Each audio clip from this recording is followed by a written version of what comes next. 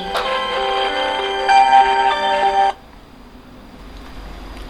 ัลโหลมื้อนี้จะไปใส่โบมื้อนี้โบไปยังอันซันเฮาไปห้องสมุดเนาะถ้ามื้อนึงเปลี่ยนเครื่องเราสิออกไปนำเด้อโดย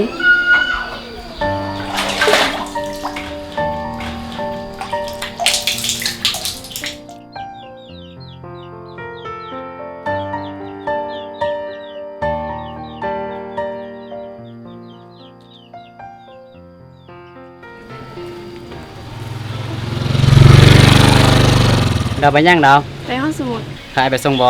โดยได้แล้วขอบใจน่าไปก่อนเด้อ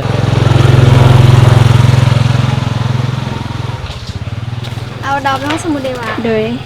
กลับบ้านกันเด้อโดยสวัสดี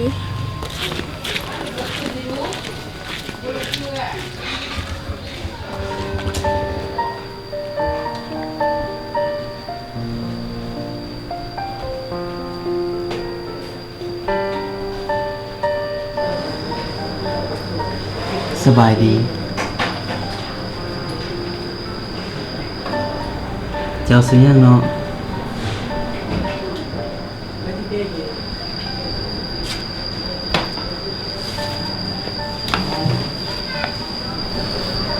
สบายดี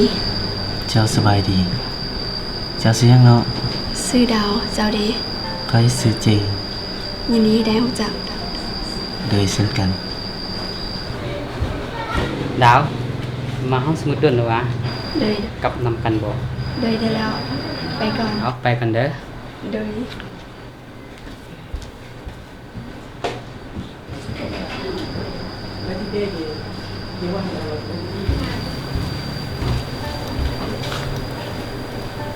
ตอนวงค่อยไปเห็นเพิ่มแล้วกลับกันเลยโดยพบกันใหม่เจ้าเช่นกัน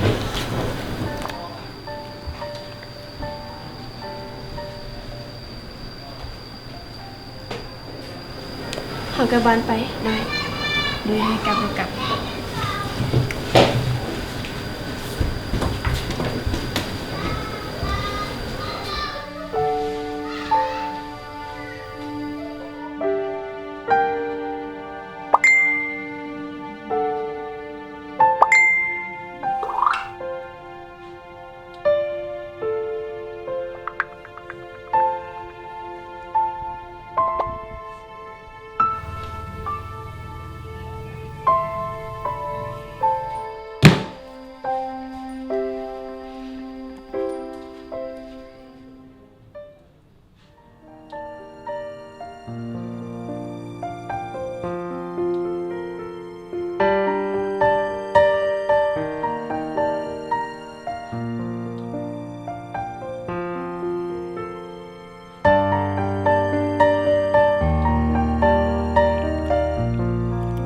เป็นยังวันเกิดดาวจึงมีหมู่มาไล่แท้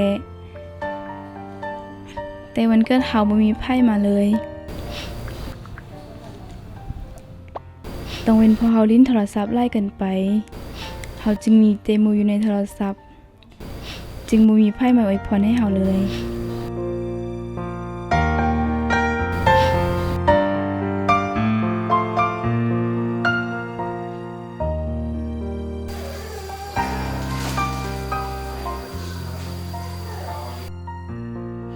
น้อยคือเศร้าแท้เอาสุขสันต์วันเกิดโดยขอบใจได้เด้อที่อุตส่าห์มาให้สุขสันต์วันเกิดเด้อน้อย โดยขอบใจหลายน้อยเฮาว่าเจ้าเล่นโทรศัพท์ได้เกินไปเวลาไปใส่มาใส่ก็บ่เห็นทักทายหมู่เลยข้อยคิดว่าเจ้าควรจะลดกันยินโทรศัพท์นี่เด้โดยเฮาจะพยายามขอบใจได้เด้อดาวโดยวันยังเฮาไปดูกัน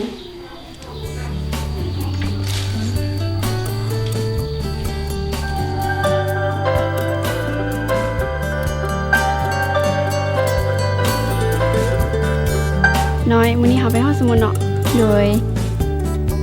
เดี๋ยวออกไปเด้อโดย